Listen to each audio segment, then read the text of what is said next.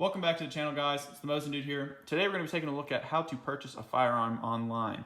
Now today is January 26th, so this video may be dated depending on when you're watching it and if Biden enacts his gun control policies that he's looking to do. So this may change, but as of currently, this is how you can, one of the ways you can buy a firearm online. So one of the websites I use is Proxibid, because Proxibid is an online auction house, if you will. They compile auctions from all across the internet, all in one place, and it makes it super easy to look for certain firearms. So today we're going to be looking for a Mosin 9159.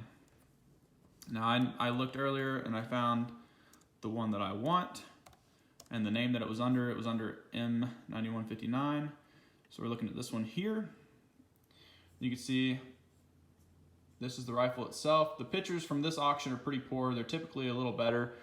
This one you can't even hardly tell it's a 9159. Other than the fact right here, you can see the rear sight has been ground down, and I'll explain that a little more in detail later on. But you can see that this auction has 41 minutes left. Typically when I find auctions, they're like several days out. I've been watching this one for approximately 2 weeks, and I put my maximum bid in there. It hasn't been contested but once, and that's why it's up to 275. Some dude I think bid 250, and it bumped me up just one more to make sure I had the highest bid. But it did that because I had an automatic bid on it. I went to here. Obviously you create an account, you attach a card to it and whatnot, but you go to enter max bid, type in whatever you want. Mine was 375, so I'm just gonna match that and see. All right, so I'm in my dashboard area. I'm gonna go to my pre-bids. These are all the bids that I placed, before the auctions have taken place. This one right here is the one I'm currently listing in this video, the M9159. And you can see my maximum bid here. I placed this a couple weeks ago, 375, and it's been contested that one time, like I said, but otherwise, my current bid is 275.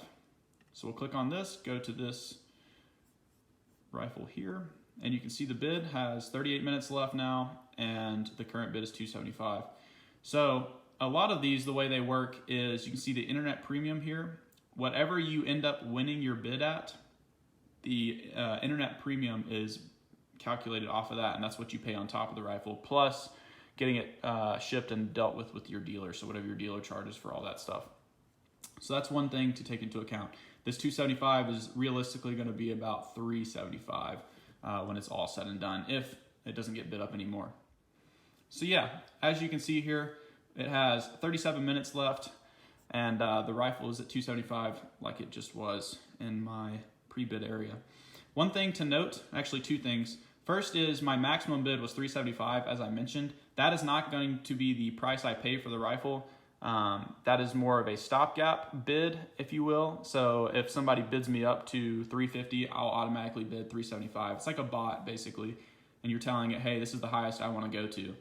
And that's, like I said, not the price you pay. If nobody bids you up, whatever the last bid was, it's going to step it up on the auction house's increment scale. This one is $25. And yeah, so you can see it stepped up. So this will be the maximum I pay before internet fees if no one else bids me up. So let's say this rifle ends at 275. It's going to be a 15% premium, as you can see right here. I'll highlight that for you guys. Internet premium for this particular auction is 15%. So you take 275, if that's the winning bid, 275 times 0.15, that'll give you a certain number. You add that on top of 275, and that becomes the price you pay for this rifle. And then you have to pay either some auction houses charge shipping on top of that, and then you have to pay an FFL dealer because when you buy guns online, they don't come straight to your door. I don't know if many people don't know that or not. Joe Biden apparently does not know that, because this rifle cannot come straight to my doorstep unless I was a CNR licensed dealer, and I am not. So this is going to go to my local FFL dealer, Federal Firearms License Holder, if you will, and he will transfer this rifle to me, do a background check and all that stuff.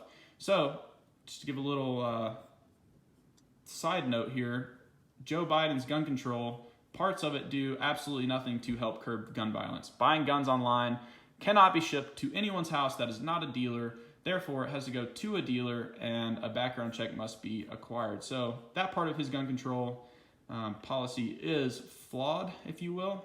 That makes no sense to me. But what does he know about gun control? He knows nothing about this stuff. Again, these are the 2 photos that the auction house that is selling this rifle provide. Like I said, not the best, but you kind of work with what you got. So I don't even know if this rifle's matching or not. That's why I didn't want to go super high on it.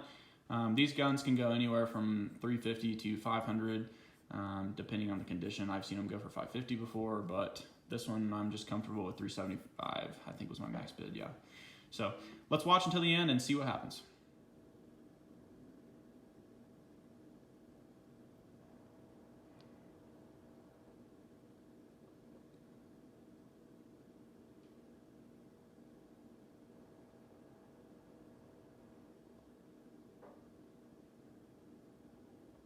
So there you go, folks, just like that. That's buying a rifle.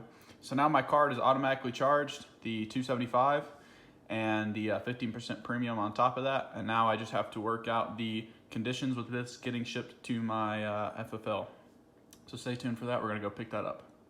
All right, guys, so I'm back from my FFL dealer, had to do the transfer. If you guys aren't familiar with how that works, you can't get a firearm shipped directly to your house unless you're a CNR FFL holder, and then you can get guns like this shipped to your house.